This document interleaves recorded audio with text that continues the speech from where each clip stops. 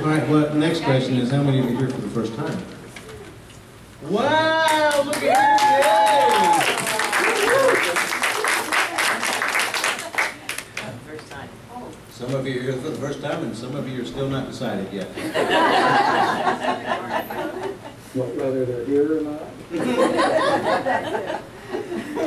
Thank you all for coming. Welcome to the People's Church of Divine Prophecy today.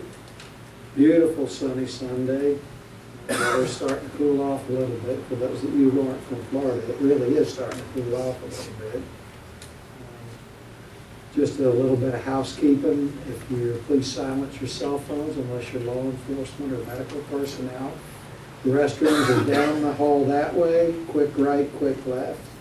Please use them at any time. There's coffee and drinks in the back. Help yourself to those at any time during the service. We don't have a lot of rules here. Just enjoy yourselves and be happy. We'd like to have Pam light the candles, symbolizing the unity of body, mind, and spirit to start the service.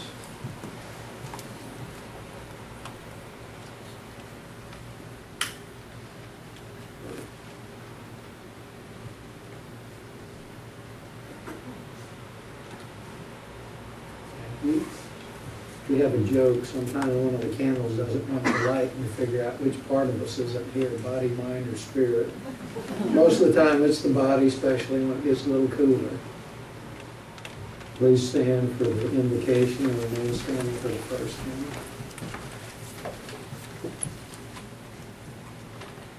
Take an attitude of prayer. Dear Father God, we give thanks for this moment.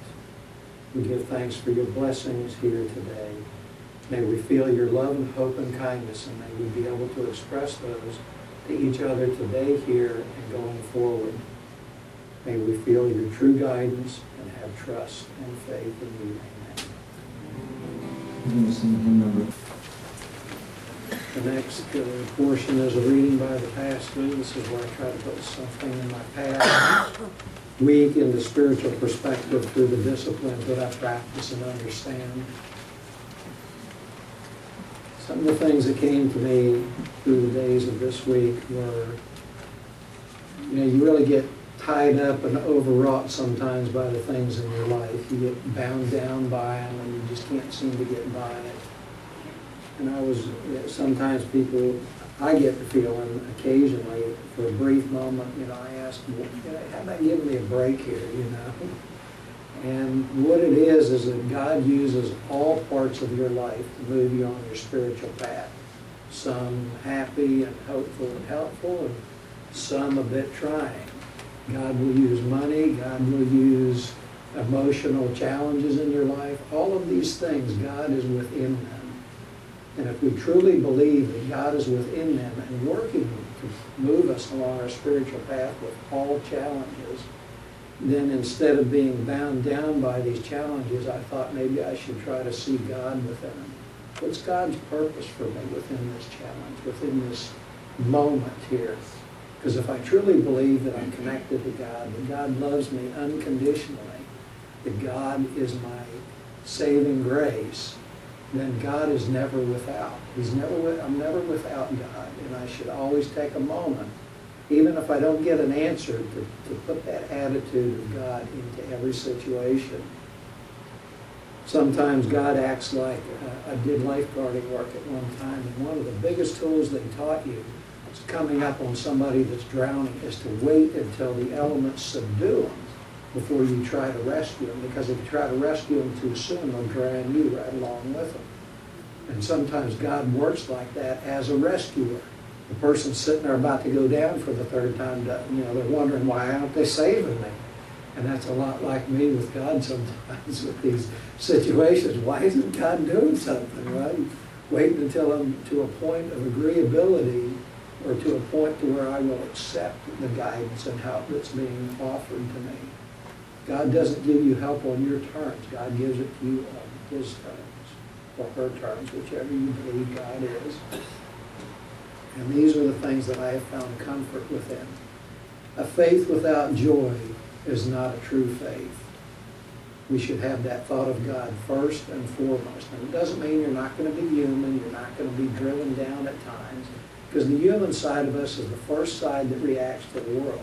But we have to have that godly and spiritual discipline in our mind that we bring forward, that we find value with.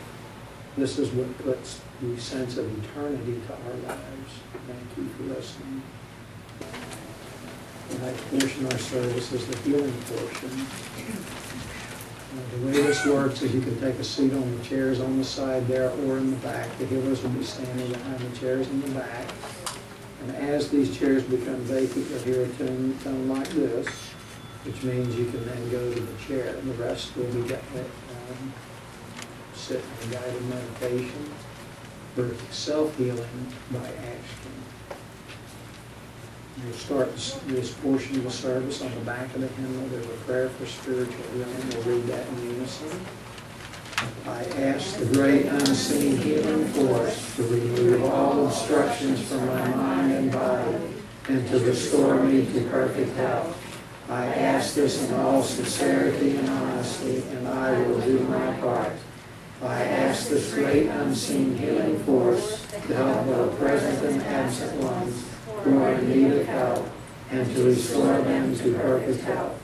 I put my trust in. Good morning. Let us get ready for the meditation. Find a comfortable position to sit, where there is no tension on your physical body. Close your eyes. Feet straight on the ground. Palms up in your laps.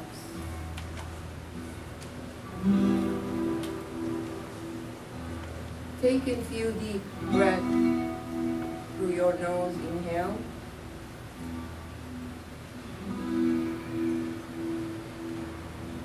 And exhale.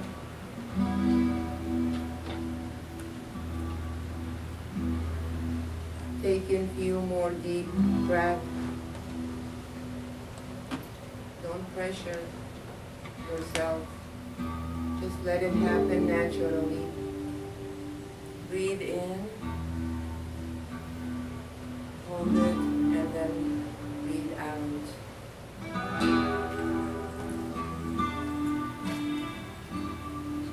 With each inhale and exhale, feel your body becoming more and more relaxed.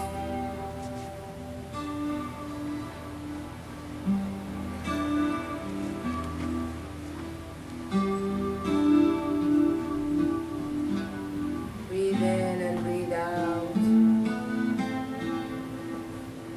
Let go of all the thoughts that are occupying your mind. Any worries, any concern. Just let it go. And bring your focus and your attention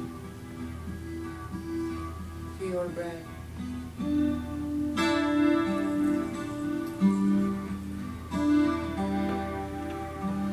Engage in the mechanism of your breath.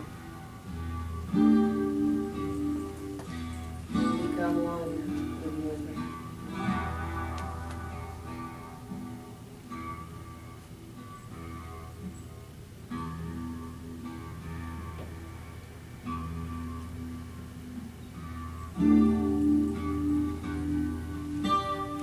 In the presence of God, mighty I am presence. I now call forth the divine healing energy to be here at this time and to provide each one of us with the healings that we need for our mind, body, and spirit.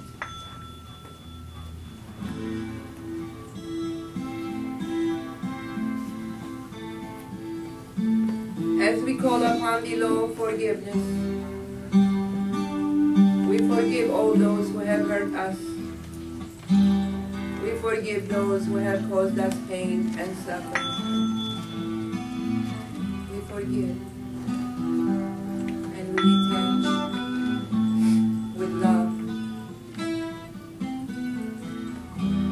We let go emotions of fear, anger, let go of whatever is holding us back from advancing spiritually. Any situation,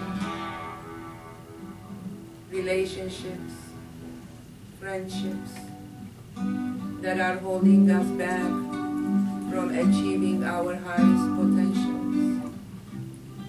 We let them go to the light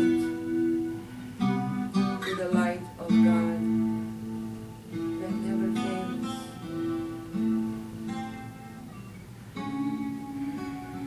And we surrender to God, God the omnipotent, omnipresent, omniscient, to be in charge of our lives, our existence, our soul and spirit, while we are here in this physical plane and beyond.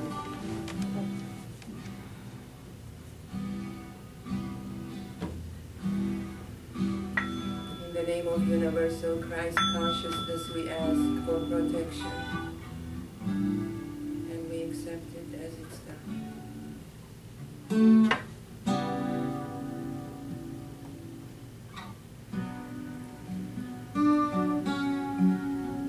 While you are breathing gently, slowly shift your awareness higher to your head and above your head.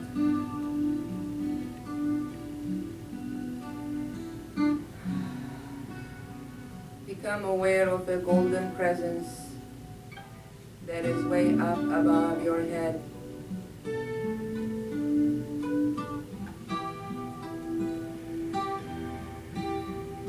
See this golden light.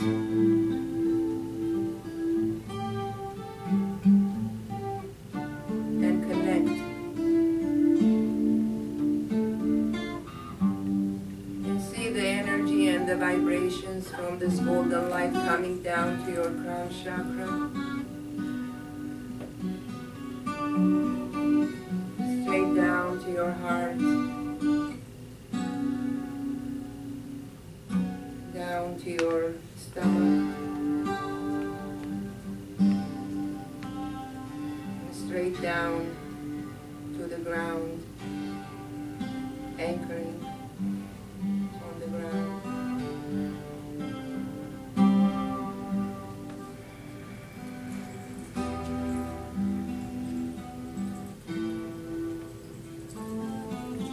Now become aware of your spleen chakra that is below your stomach. And see the color orange.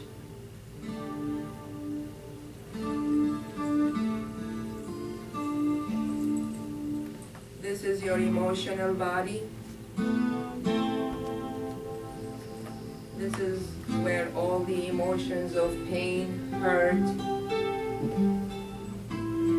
suffering, all the negative emotions are stored in this area.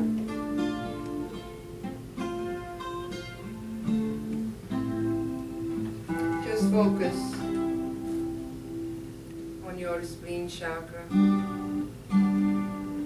and see this golden energy circulating in that area. And start releasing all the emotions and the feelings that you have in your soul.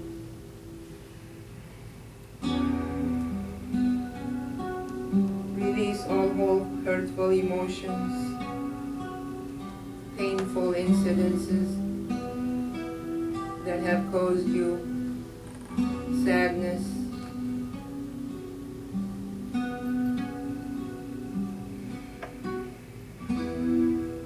release all the negative feelings that are stored in your emotional body,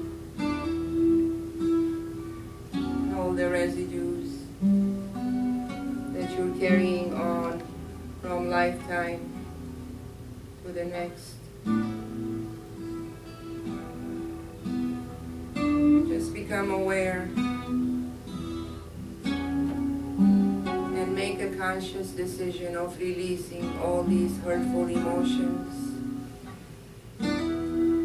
that are blocking you, stopping you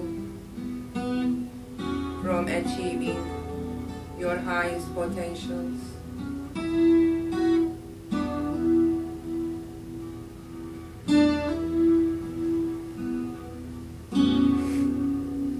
Just take a minute and release and let go. As you release and let go, forgive those who have caused you all the pain, all the hurt. Forgive and forget.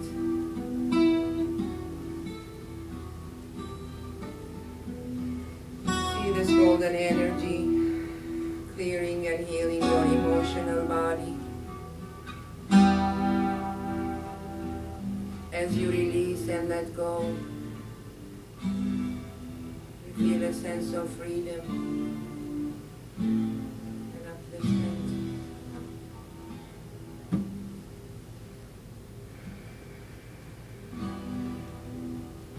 Breathe in and breathe out.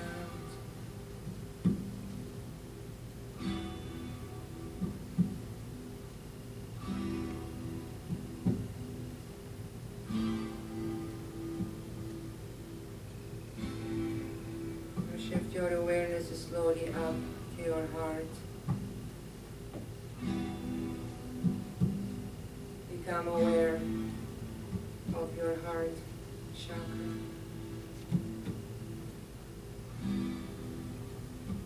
And feel God's unconditional love in your heart.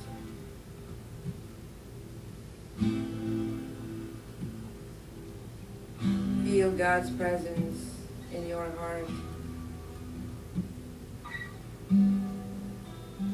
Love is your essence, and love is God.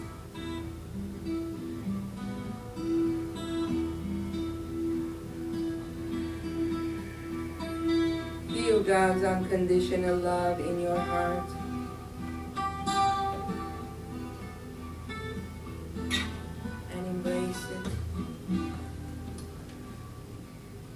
This is your origin. This is your true self. You are love. And you are loved. And you are capable of loving everyone and everybody unconditionally.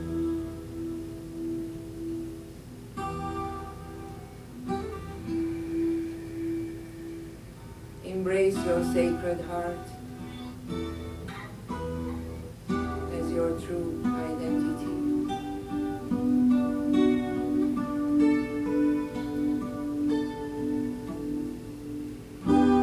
You are a fountain of love. Envision your heart chakra opening up wider and wider. Feel the love in your heart bubbling and pouring out of your heart.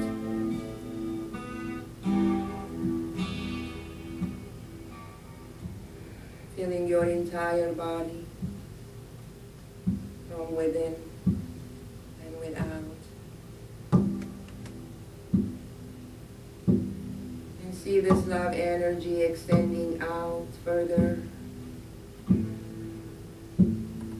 Outside of this room, out to the universe. Envision Mother Earth and all the humanity everywhere.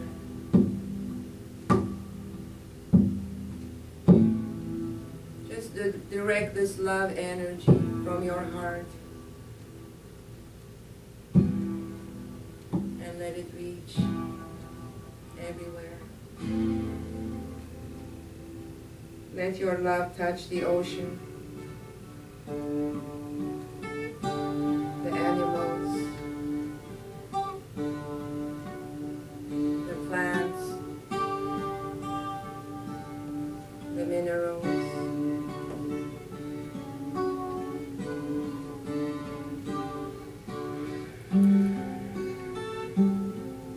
Let your love reach humanity's hearts, and let their hearts be filled with God's unconditional love,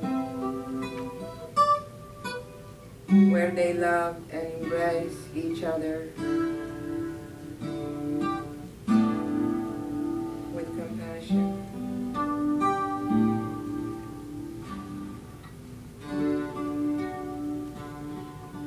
See a loving and harmonious earth.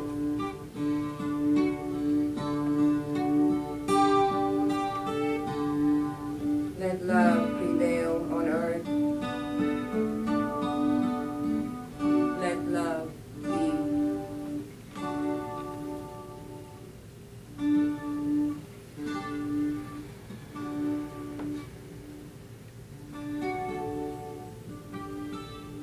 Let those feelings and vibrations integrate deep into your consciousness. As you start coming back slowly to your physical body, become aware of your heart and the love, and be the love that you are. The next portion of the service is the inspirational lecture. Today we have Pauline Gold returning. She's a medium from Cassadaga, and I've known her for quite a while, back when she first started studying, and I'm very proud to see her here today, standing here lecturing, because in one of the first classes we ever did, she couldn't imagine standing up here and talking before people and doing what she does. But God has a way of inspiring people and moving them, and she's made some very good choices and put a lot of effort into it. Pauline was raised Jewish, and as I was raised Catholic, I moved to a different faith belief system. Not that we ignore the one we were raised with, but we've added to it now. And Pauline's going to share that with us here today. Please welcome Pauline Gold.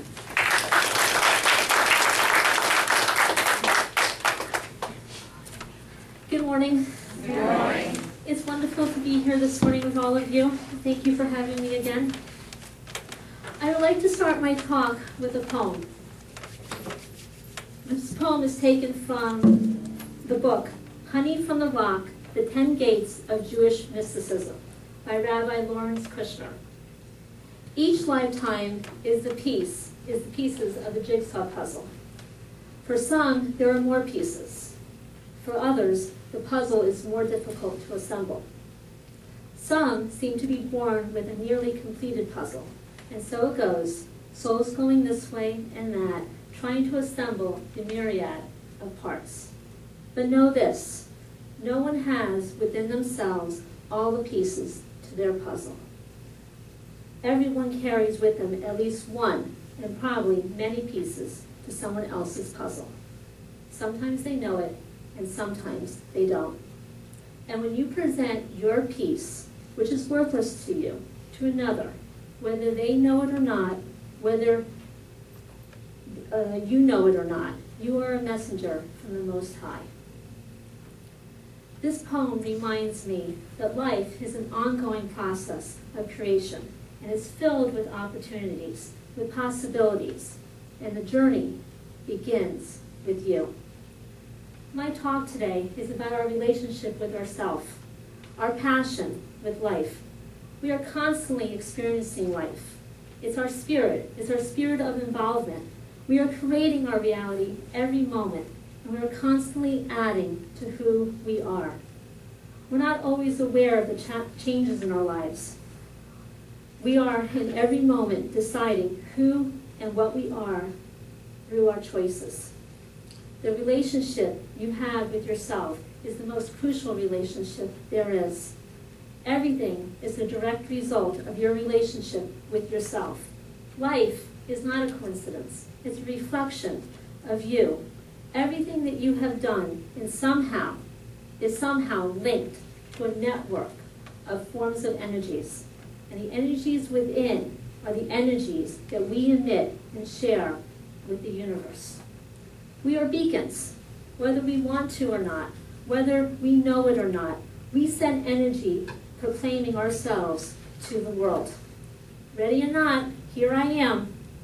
But how often do we have that inner conflict, that anxiousness that we feel, that self-recriminating thoughts? I don't want to be judged the way that I am. We look upon the worries, those disappointments, the anger, and we sometimes say, I shouldn't be that way. But yes, we should, because that's you. That's you feeling that moment, those emotions. That's all it is those emotions.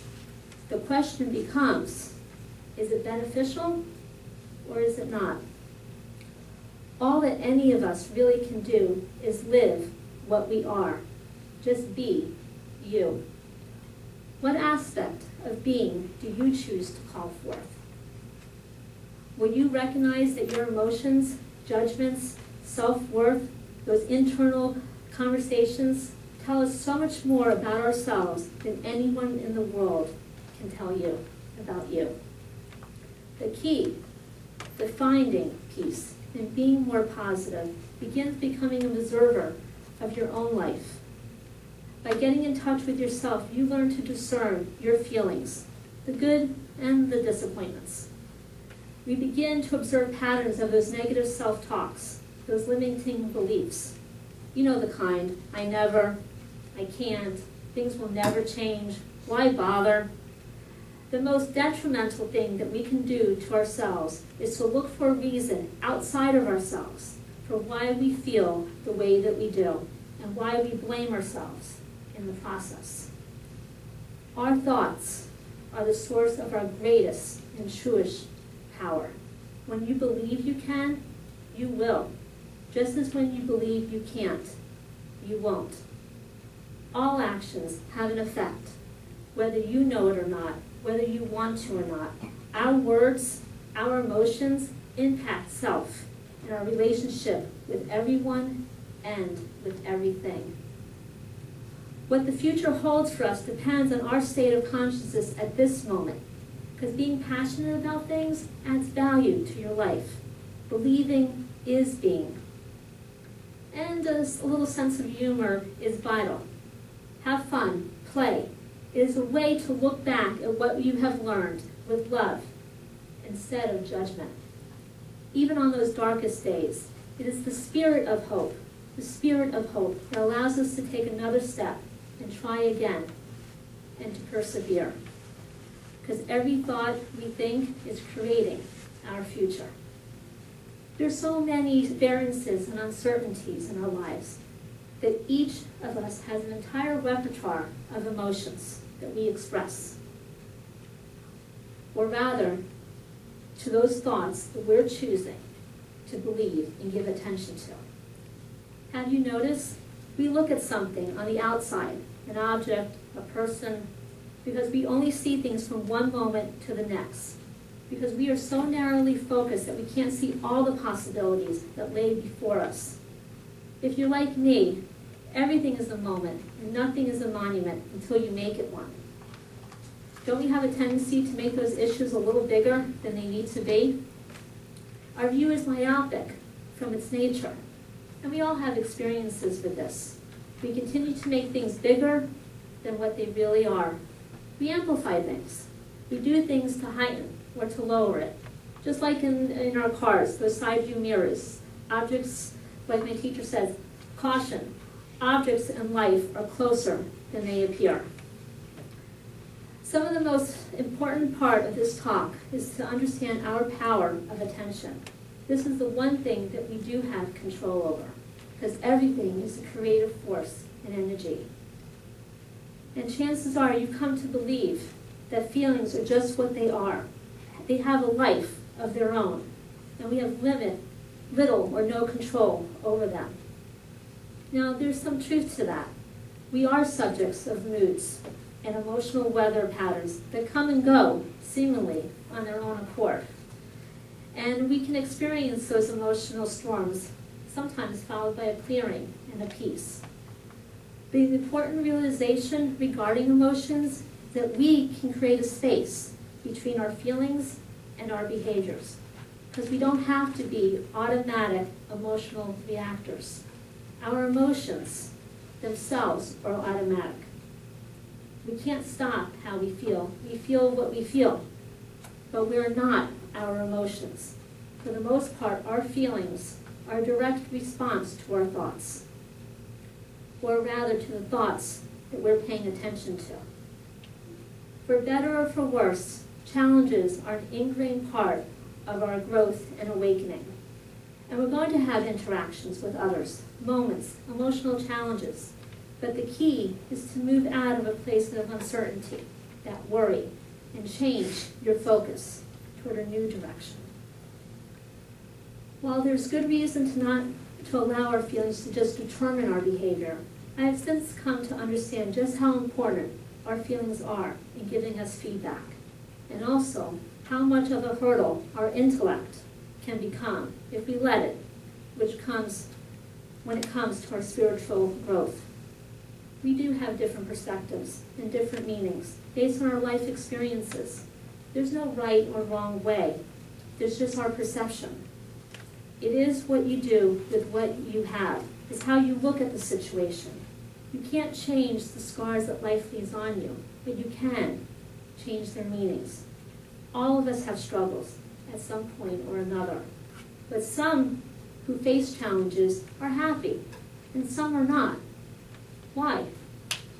I believe the answer has to do with how you tell your story. Because for all of life exists as a tool of our own creation, and all its moments merely present themselves as opportunities for us to decide and be who we are. I recognize that our thoughts and our words ultimately become our reality. It's that time to reevaluate what's really important, to reevaluate where you're going with your life. For me, it began at 4 years old. My father died, and each member of my family grieved in a different way. Some just avoided. They closed the door pretty much and didn't want to talk. Others, as soon as you mentioned my father's name and memory, tears. Others just kept on being very busy. Didn't matter. This is how they expressed themselves. But for me, for many years, my personal story was still so raw for me. I would often simply try to skirt the issue, but it kept coming up time and time again, and I knew there was really no escaping my past. Loss can rock our world, and we can be forever changed by life's challenges. And while these experiences certainly shape us, they do not define us. Only we decide how to write the continuing chapters of that magical puzzle, the story that is our life. Because self-discovery is the greatest joy in life. So understanding my emotions can sometimes be confusing, because those emotions are just what they are. They're a response of an underlying cause. And there's so many different causes that can impact our emotions. I learned to stop looking all over the place for the answers, whatever they are, and start asking and start looking for the questions which are most important to my life. To look at my feelings as something much more, to understand them as instant feedback to what level of thought and energy that I'm giving my attention to at that moment, at that time. My family did what they had to do. But for me, I learned to embrace my past as a strength and to use my past as a tool. I learned that ignoring problems doesn't make them go away. and ignoring a problem will only widen the separation between the problem and the potential solution. That's just for me. Life is not always going to be easy, and we're not perfect, and inevitably we'll make mistakes. People may disappoint you. Life occasionally disappoints you. You may disappoint others. But if you're continually filled with regret for what was, or in that state of negative anticipation for what may lie ahead, you know those statements, if only, what if, it's impossible to create that positive change in your life. So don't dwell on what it should have been. Dwell on what it is. Because you make the choice to break that cycle, you can begin to tap into that attitude of acceptance. It is what it is, with a little sprinkling of faith that this too shall pass. That allows you to move through those times of challenges in your life. Because from this perspective, I see life as such a remarkable and rich experience. Because your sense of who you are determines what you perceive as your needs and what matters to you in life.